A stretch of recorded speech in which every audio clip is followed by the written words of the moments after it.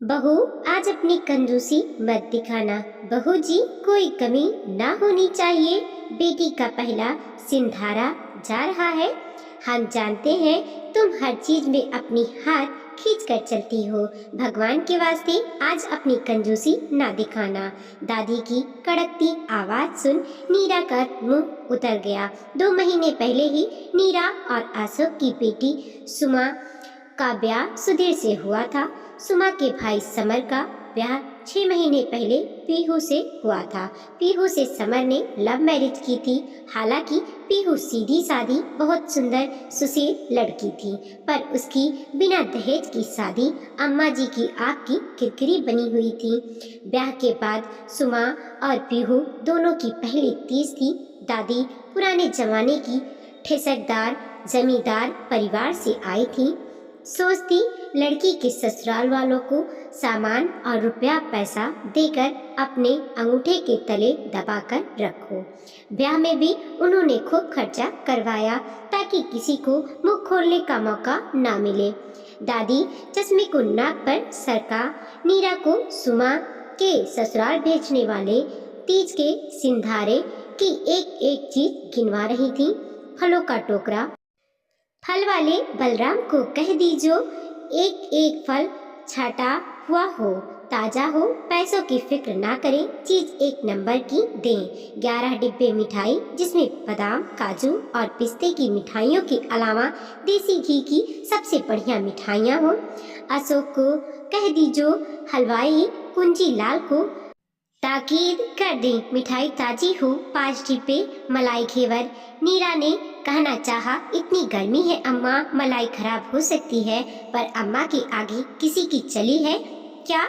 वो बोली, अरे घेवर तो तीज की शान हुए है, मुंह में रखते ही खुल जाए। ऐसा हो हमारी बिट्टो के ससुराल सूखा घेवर थोड़ी जाएगा। तुम्हारे मायके की तरह ना कि होली दिवाली हलवाई की दुकान से रखे हुए डिब्बे उठाकर भेज दें। मिठाई न खाने की न किसी को देने की। अम्मा जी नीरा को ताना देने कभी नहीं चूकती। सुमा का गोटे पट्टी की हरी बंदेज, लहरिया की साड़ी और पौलकी का हरा लहंगा, साड़ी पहन के मेहंदी लगवा लेगी और लहंगा पहनकर झूला झूलेगी। अब जेवर मीने के मोर वाला सतलड़ा जो मैंने पहले से बनवा रखा था, कुछ ध्यान भी है। रघुनाथ जोहरी के यहाँ से वापस आया या वहीं पड़ा है। साथ में जड़ाऊ कंगन भी सब मंगवा लो, कुंदन की पाउजेब और मांग टीका और सोने के मीनाकारी वाले बिछुए। उनके यहाँ चांदी के बिछुए होते होंगे, हम तो भाई सोने के ही भेजेंगे। कहते हुए अम्मा की गर्दन गर्व से तन गई। नीरा, तुम्हें तो किसी बात का होश नहीं रहता। बेटी का ब्याह कर दिया, बहू ले आई, पर सब कुछ मुझे ही बताना समझाना पड़े है। मेहंदी घोलने की चांदी का कटोरा चम्मच भूल गई ना? अब फुल्किया सा कटोरी मत मंगवा लीजो जो दबाने से ही पिचक जाए। रघुनाथ को कहना हमारी हैसियत के हिसाब से भेजे। नीरा जी अम्मा कहकर हाँ में हाँ मिलाए जाती। रेशमी की रस्सी आ गई या उसे भी लेने जाऊं? झूले की पटरी पर चांदी का पत्थर चढ़वाकर मीना कराने को दिया था ना? मंगवाया हो तो मंगवा लो। सिंगार पेटी में बिंदी चूड़ी महावर सब रख दिया है ना? अम्मा बिना रुके बड़बड़ाती रही। ये तो हो गया सुमा का। अब उसकी सास को 2 साड़ियाँ अच्छी भारी हों, नहीं तो कहने में देर न लगाएंगी कि अपनी छोरी को बढ़िया दिया, हमें सस्ते में टरका दिया। ससुर के कपड़े, सुधीर का जोड़ा, ननद देवर के कपड़े और 2 जोड़े नौकरों चाकरों के। इन कपड़ों के साथ सगुन के लिफाफे भी रख दीजो। जरा ढंग का सगुन रखियो, कहीं नाक ना कटवा दीजो। बीच बीच में अम्मा नीरा को सुनाती भी जाती, तुम्हारे घर से तो कभी ढंग का सिंधारा आया ना, तो तुम्हें पता ही ना होगा कैसे भेजा जावे है। रही बात पीहू के मायके की, तो वहाँ से तो उम्मीद करना ही बेकार है। उन्होंने तो शादी निपटा दी, वही क्या कम है। हमारी तो भाई मन की मन ही में ही रह गई कि हमें भी कोई ढंग का कायदे से सिंधारा भेजता। कहकर अम्मा ने एक गहरी सांस ली। अम्मा जी की सिंधारा की तैयारियां देखकर पीहू की जान सूखी जा रही थी। पीहू के पिता ब्लड प्रेशर और डायबिटीज और माँ गठिया और अस्थमा की मरीज थी। पीहू का छोटा भाई इसी साल इंजीनियरिंग करने मणिपाल गया था। पीहू की शादी उन्होंने पहले से बचाकर पैसे रखे थे किसी तरह निपटा दी। पीहू जानती थी कि उसके माँ बाप की अब इतनी हैसियत नहीं कि वो भारी सिंधारा भेज सकें, पर अम्मा जी का डर उसे खाए जा रहा था। जाने क्या क्या सुनाएंगी अम्मा जी, वह हर वक्त बुझी बुझी रहती। तीज से 4 दिन पहले पीहू के पिता की चिट्ठी आई जिसमें उन्होंने सिंधारा ना भेज पाने की अपनी व्यवस्था बताई कि वो दोनों बीमार हैं और भाई भी अभी नहीं आ सकता। पीहू कहे तो वो कुछ पैसे शगुन के नाम पर भेज देंगे। मौके से पोस्टमैन चिट्ठी नीरा जी के हाथ में दे गया। नीरा जी ने भगवान से क्षमा मांगकर चिट्ठी खोलकर पढ़ ली। पीहू के पिता की मजबूरी और उनके हृदय के उद्गार पढ़कर नीरा जी की आंखों में आंसू आ गए।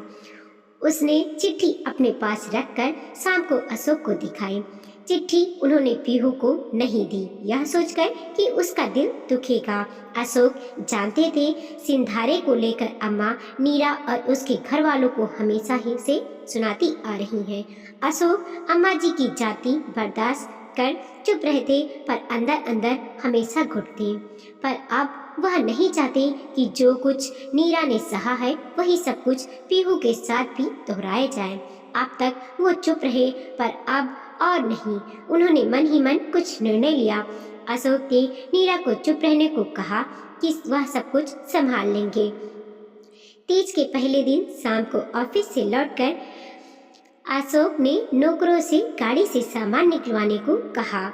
फलों के टोकरे, मिठाइयों के डिब्बे, कई सारे गिफ्ट पैक उतरते देख अम्मा जी हक्की पक्की सी बोली, क्या है ये सब, कहाँ से आया? अशोक ने अम्मा को हाथ पकड़कर बिठाया और कहा, अम्मा, पीहू के पापा ने अपने दोस्त रविंद्र जी के साथ पीहू का सिंधारा भिजवाया है। वो जल्दी में थे इसीलिए मेरे ऑफिस में देकर चले गए। सिंधारा देख अम्मा जी खुशी के मारे फूली नहीं समाई। वाह भाई, पीहू के पापा ने तो हमारा मान रखकर हमारा तो दिल ही खुश कर दिया। फिर CBI नजर डालकर बोली, ये सारा सामान तो यहीं का खरीदा दिखे है, साड़ियाँ, मिठाई, सब कुछ। हाँ अम्मा, रविंद्र जी कह रहे थे कि पीहू के पापा ने पैसे भिजवा कर यहीं से सामान खरीद कर भिजवाने को कह दिया था। हमने क्या है, आप कहीं से भी हो खरीदा हो, अच्छा है आपके मनपसंद की मिठाइयाँ, फल आ गए, इन्हें आप खा भी सकती हैं और बांट भी। अम्मा जी बहुत खुश हो गई। नीरा, मेहंदी वाली को बुलाओ और ब्यूटिशियन को भी कह दीजो कि हमारी बहू की पहली तीज है, इसे अच्छे से तैयार करें। हाँ, जल्दी से आंगन में झूला डलवा के फूलों से सजवा दे और समर को कह दीजो इधर उधर ना निकल जाए, हमारी बहू को झूला झुलाना है उसे। बाहर अम्मा तीज की तैयारियां करा रही थी। उधर कमरे में पीहू के पापा फोन पर उसे बता रहे थे कि वो कितने मजबूर और शर्मिंदा हैं कि बेटी का पहला सिंधारा भी नहीं भेज पाए। जब पीहू ने कहा, रविंद्र अंकल के हाथ आपने इतना सामान भिजवाया, कहाँ से किया पैसों का इंतजाम? अम्मा जी जो कहती मैं सुन लेती। अब आप अपनी और माँ की बीमारी में दवाई और खाने में कटौती करेंगे? और वह सुबह सुबह कर रो पड़ी। पीहू के पापा ने बताया कि रविंद्र तो अमेरिका में है, उसने तो काफी टाइम से बात भी नहीं हुई है। पीहू सोच ही रही थी, तभी नीरा और अशोक कमरे में आए और पीहू को गले लगाकर बोली, बेटा रोना बंद करके तीज की तैयारी करो। सिंधारा उन पापा ने भेजा या ये पापा लाए, मत सोचो। फिर पीहू को पूरी बात बताई और चोरी से उसकी चिट्ठी पढ़ने के लिए क्षमा मांगी। उसके आंसू पोंछते हुए कहा, वादा करो कि आज से हमारी बेटी की आंखों में कभी आंसू नहीं आएंगे। पीहू का मन खुशी से भर गया, यह सोचकर कि उसे कितने अच्छे सास ससुर मिले। वह अशोक और नीरा जी के पैर छूने को झुकी तो दोनों ने प्यार से उसके सर पर हाथ धरकर हमेशा खुश रहने का आशीर्वाद दिया। दोस्तों, कई बार बड़े बूढ़े की रीत रिवाजों को लेकर इतने स्वार्थी हो जाते हैं कि उन्हें दूसरों की विपदा और परेशानी नजर नहीं आती। वो लकीर का फकीर बना रहना चाहते हैं। वो नहीं सोचते कि किसी के सामान या रुपया पैसा देने से घर नहीं भरता। पीहू हर तरह से एक अच्छी बहू थी। ऐसे में उसके लिए नीरा और अशोक ने जो कदम उठाया वो तारीफ के काबिल था। काश सबकी सोच ऐसी हो जाए। वीडियो को लाइक कीजिए, कमेंट कीजिए और अपने दोस्तों के साथ जरूर शेयर कीजिए। चैनल पर नए हैं प्लीज़ सब्सक्राइब कीजिए और देखते रहिए मोटिवेशनल स्टोरी।